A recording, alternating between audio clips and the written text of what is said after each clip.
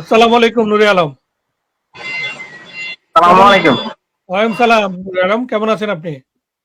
এই তো আছি আলহামদুলিল্লাহ ভালো। আপনি ভালো আছেন? আলহামদুলিল্লাহ। কোথা থেকে আহ, বলছেন আপনি? মনে হয় কোনো ফ্যাক্টরি থেকে বলছেন বলে মনে হচ্ছে। জি আমি একটা ফ্যাক্টরিতেই আছি। আচ্ছা, কোথা থেকে বলছেন আপনি? দেশের বাড়ি নাটোর জেলা, এখন বর্তমানে নরসিংদীতে আছি আর কি। নরসিংদীতে? হ্যাঁ, বলেন আপনার কোশ্চেনটা বলেন ভাই।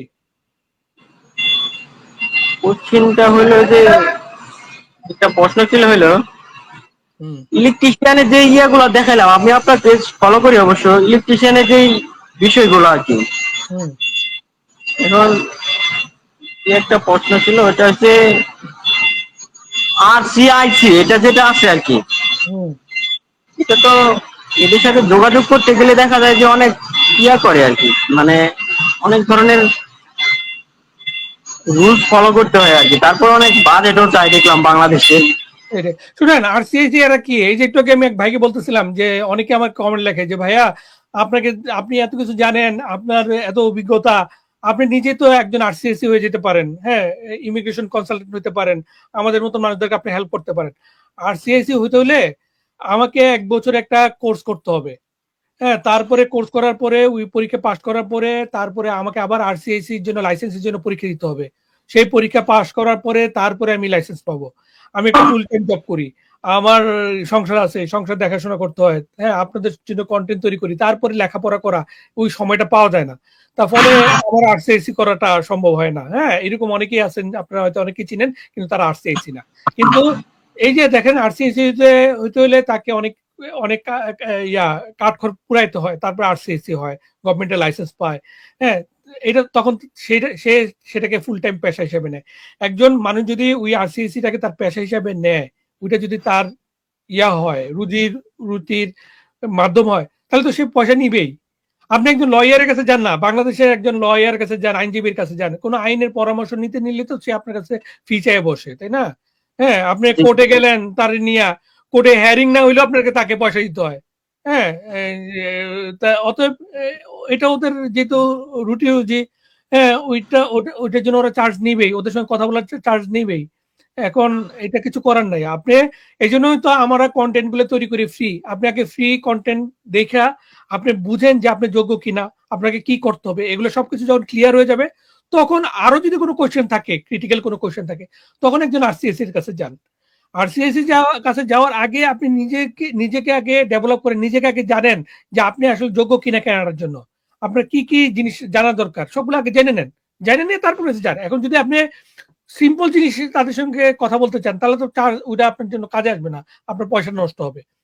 যেহেতু অনলাইনের মধ্যে কিছু রিলেবল সোর্স আছে যারা আপনার ইমিগ্রেশন নিয়ে কথা বলে, তাদের কন্টেন্ট গুলো দেখেন একটু ধৈর্য ধরে। হ্যাঁ, শুরুটা লেখাপড়া করেন, তারপর যখন আপনি পুরো জিনিসটা জানেন 100%, তখন যদি আপনার আরো কিছু জানার দরকার পড়ে, কারোর সঙ্গে কনসালটেন্সি করার দরকার পড়ে, তখন তাদের কাছে যান। এর আগে গেলে তো আপনার পয়সা নষ্ট হবে, এটা ঠিক বলছেন, কারণ তাদের সঙ্গে কথা বলতে হলে পয়সা লাগে। এমনিতে আমি কানাডিয়ান অনেক ওয়েবসাইটে আপনার ইয়া দেখে আবেদন করছিলাম আর কি, হ্যাঁ। আচ্ছা। কিন্তু বেশিরভাগ ক্ষেত্রে ওরা সিভি গুলো আর কি ইয়া করে না আর কি, অ্যাকসেপ্ট করতেছে না আর কি।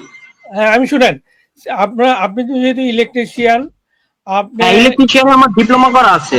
তারপর ডিপ্লোমা আবার করা, বাংলাদেশ ইলেকট্রিশিয়ান বোর্ড থেকে লাইসেন্স করা আছে। আলহামদুলিল্লাহ। আমি একটু আগে এক ভাইকেও এই ব্যাপারে বুদ্ধি পরামর্শ দিতেছিলাম। আপনি একটা রেড সিল সার্টিফিকেট নেন, এই ক্যানাডার। আপনি যদি রেড সিল সার্টিফিকেটটা নেন আপনি ইলেকট্রিশিয়ানদের জন্য, তাহলে এখানে জব পাওয়াটা ইজি হয়ে যায়। ঠিক আছে? আর এই জব অফার না পাওয়ার আরেকটা কারণ হলো যে আপনাদের সিভি গুলো ঠিক মতো হয় না। মানে আমরা এখানে যেটাকে বলে রেজুমিটা ঠিক মতো হয় না। রেজুমি অনেক সময় যে দেখে, এখন তো যখন হাজার হাজার মানুষ ওখানে অ্যাপ্লাই করে, তখন তো মানে ওদের এত সময় নেই, এখানে তো মানুষজন কম, কানাডাতে তো এমনি লোকবল কম। তা প্রতিটা সিভি খুঁটে খুঁটে দেখার ওদের এত সময় নেই। ওরা মেশিন দিয়ে দেখে, এআই দিয়ে দেখে। তো এআই দিয়ে যদি আপনার যদি রেজুমিটা পারফেক্ট না হয়, পারফেক্ট কিওয়ার্ড যদি ইউজ না করেন, তখন হয় কি এআই আপনার রেজুমিটা সিলেক্ট করে না। এখন এআই যদি সিলেক্ট না করে, তাহলে যে এমপ্লয় সে তো আপনার রেজুমি সম্পর্কে জানলো না, তাই না? আপনি যতই দক্ষ হন না কেন, যদি রেজুমিটা ঠিক মতো না হয়, তাহলে আপনার সিলেক্টেড মানে প্রাথমিক সিলেকশনে আপনি বাদ পেরে দিতেছেন।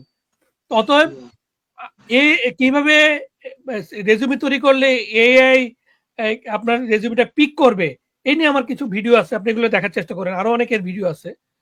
নরমালি কানাডা স্টাইলের রেজুমে কিভাবে লিখতে হয় সেটা বোঝার চেষ্টা করেন, তাহলে দেখবেন যে রেজুমেটা যদি ঠিক মতো হন আপনার, তাইলে আপনারা দেখবেন যে অর্ধেক হয়ে গেছে। হ্যাঁ, আপনাদের আমাদের বাংলাদেশিদেরা আমি অনেক রেজুমি দেখছি, রেজুমি গুলা ঠিক মতো হয় না। হ্যাঁ, বাংলাদেশি স্টাইলে রেজুমি এখনো লিখে, ওইটা হলে হবে না। হ্যাঁ, আপনার আপনার কিওয়ার্ড, এই যে আপনাকে জবটা দিতে চাচ্ছে, যে জবের বিজ্ঞাপনটা পেয়ে আপনি ওখানে সাবমিট করতেছেন, ওরা কি কি চাচ্ছে, ওদের যে কিওয়ার্ড গুলা, এই কিওয়ার্ড গুলা যেন প্রথমেই আপনার রেজুমের মধ্যে থাকে। হ্যাঁ, ওই জিনিসগুলো আপনাকে মাথায় রাখতে হবে। এগুলো নিয়ে আমার ডিটেল ভিডিও আছে, ওগুলো দেখার চেষ্টা করেন। আর ওই চেষ্টা করেন যদি আপনার সময় থাকে, সুযোগ থাকে, তাহলে ডেটসেল সার্টিফিকেশনটা নেন। ওইটা নিলে আপনার 100% মানে 50% আপনার চাকরির পাওয়ার সম্ভাবনা বেড়ে যাবে। ওইটা পাবো কোন জায়গায়, ওইটা একটু অনলাইনে সার্চ দেন, তাহলেই তো পাবেন এটা কিভাবে কিভাবে পরীক্ষা দিতে হয়, কত টাকা দিতে হয়। হ্যাঁ, আগে কিছু মক টেস্ট আগে দেন। হ্যাঁ, মক টেস্টেরও কিছু কোয়েশ্চেন আছে, ওগুলো দেওয়ার পরে দেখেন যে আপনি সবকিছু বুঝেন কিনা। কারণ হচ্ছে যে আপনি তো ইলেকট্রিশিয়ান, কানাডার কিন্তু ইয়াগুলা মানে ইলেকট্রিক্যালের জিনিসপত্রগুলো কিন্তু একটু ভিন্ন আছে। বাংলাদেশে হলো 220 ভোল্ট, তাই না, বাসাবাড়ির বিদ্যুৎ গুলা। এখানে কিন্তু 110 ভোল্ট। হ্যাঁ, বাংলাদেশে ফেজ কোনটা, লাল লালটা, তাই না, এখানে ফেজ হলো ব্ল্যাকটা। বাংলাদেশের নিউট্রাল হলো ব্ল্যাকটা, এখানে নিউট্রাল কিন্তু ব্ল্যাকটা না। হ্যাঁ, তাহলে অতএব আপনি জিনিসগুলো যদি না জানেন, তাহলে তো আর এখানে এসে কাজ করতে পারবেন না, তাই না। আমরা কি বাংলাদেশে সুইচ অন করলে করে কি নিচে টান মারি, তাই না, আর এখানে সুইচ অন হলে উপরে উল্টা। হ্যাঁ, তাহলে অনেক কিছু কিন্তু ভিন্ন। তো অতএব এই জিনিসগুলো জানতে হবে। ঠিক আছে, তা নুরে আলম, হ্যাঁ, ভালো থাকেন। ঠিক আছে, ইনশাআল্লাহ। হ্যাঁ, আসসালামু আলাইকুম।